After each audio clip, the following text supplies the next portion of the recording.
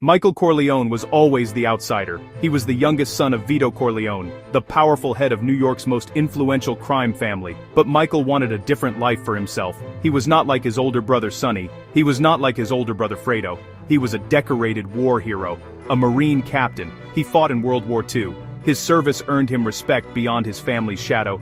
He was a symbol of American patriotism. He had put his life on the line, a stark contrast to his family's illicit dealings. After the war, Michael chose education. He enrolled at Dartmouth College, a world away from Little Italy. He fell in love with Kay Adams, young Michael in Marine uniform, smiling faintly, with Kay Adams by his side. She was intelligent, kind, distinctly American. She knew nothing of the Corleone family's true nature. To her, Michael was a returning veteran building a future. He assured her he was not like his family. He had no intention of joining their business. His future seemed bright and separate from his father's dark legacy. This separation defined Michael in his youth. He attended family gatherings but stood slightly apart. He loved his father but rejected the path set for him. In the original story, the wall between his life and the family business began to crumble. A failed assassination attempt on Don Vito Corleone became the catalyst. The attack pulled Michael back into the world he tried to escape. He saw his family vulnerable and his father near death. Duty, loyalty, and a cold, calculating anger began to stir within him. The transformation was not immediate, but it was inevitable. His initial involvement was driven by protecting his father. He stood guard at the hospital when all paid protection vanished. He showed coolness under pressure that surprised Sonny. This was the first sign he shared Vito's traits, quiet intelligence, and ruthless pragmatism that made Vito powerful. The war hero began applying battlefield skills to a different kind of war. One fought in the shadows of New York City. The true point of no return came with a man named Virgil, the Turk Sollozzo. Sollozzo was an ambitious drug trafficker who wanted the Corleone family's political protection for his narcotics business. When Don Vito refused, Sollozzo orchestrated the attempt on his life. With Vito incapacitated, the family was in chaos. Sonny, now acting as Don, was eager for all-out war. His impulsive desire for revenge put the entire family at risk. The situation escalated when Sollozzo arranged a meeting with Michael, believing the college kid was a non-threat who could be manipulated into brokering a truce. This was Sollozzo's fatal miscalculation. In the original narrative, Michael attended this meeting not to make peace, but to exact revenge. He returned to the table and, with chilling precision, shot and killed both Sollozzo and his bodyguard, the corrupt police captain Mark McCluskey.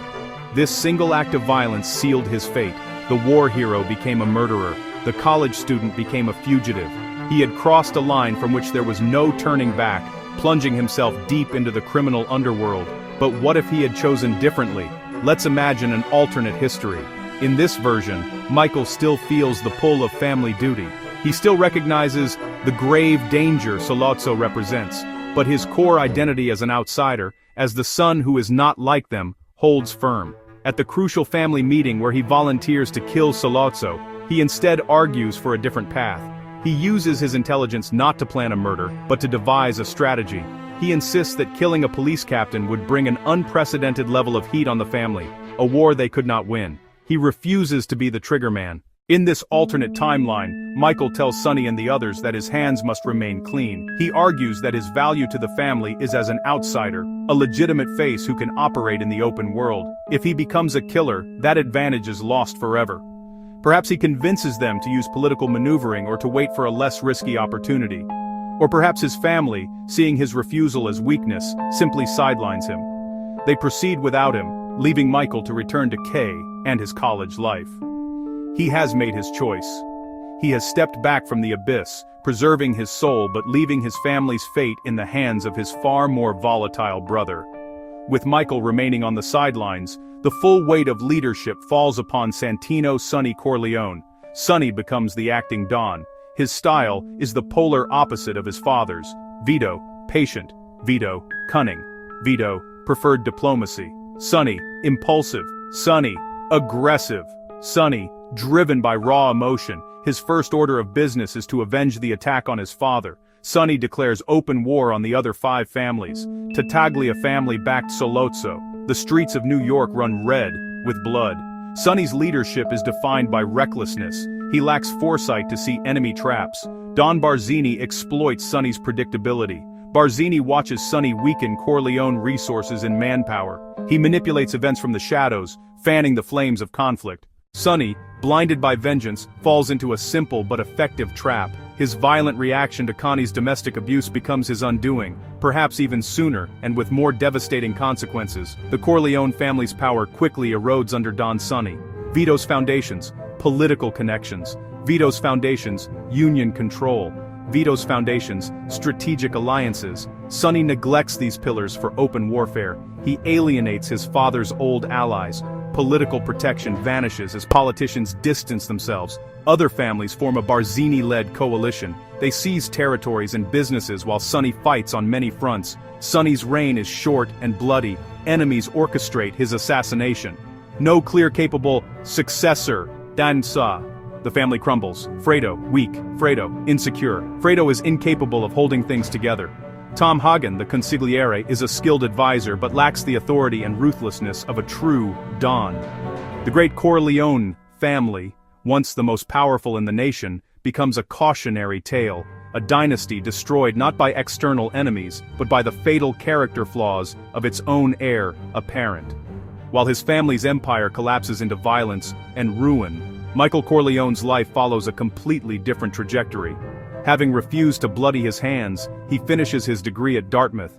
He marries Kay Adams, and together, they build the life he always said he wanted.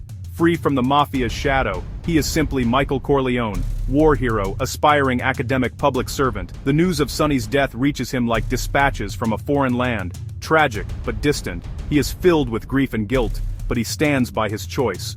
Michael's path could lead him into politics. With his war record, his intelligence, and the now tarnished Corleone name, he could have a promising career. He might start as a state assemblyman or a district attorney. He would be charismatic, thoughtful, and driven to create a better world, to atone. He could become Governor Michael Corleone or Senator Corleone.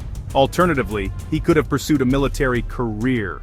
Captain Corleone, Colonel Corleone, General Corleone. His calm demeanor and strategic brilliance would serve his country.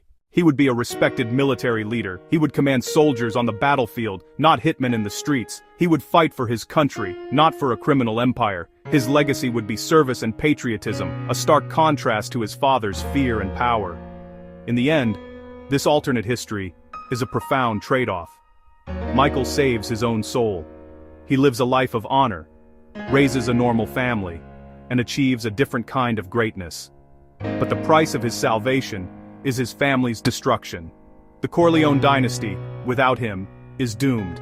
Their legacy becomes a brief, violent flameout. Michael gets the life he wanted, but the family he left behind is lost to history.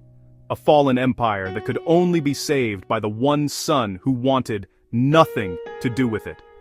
What if Michael never joined the family business? In saving himself, he may have doomed the Corleone name and saved America from another king in the shadows. Imagine, choose, and live with the cost. Follow, like, and subscribe for more content like this.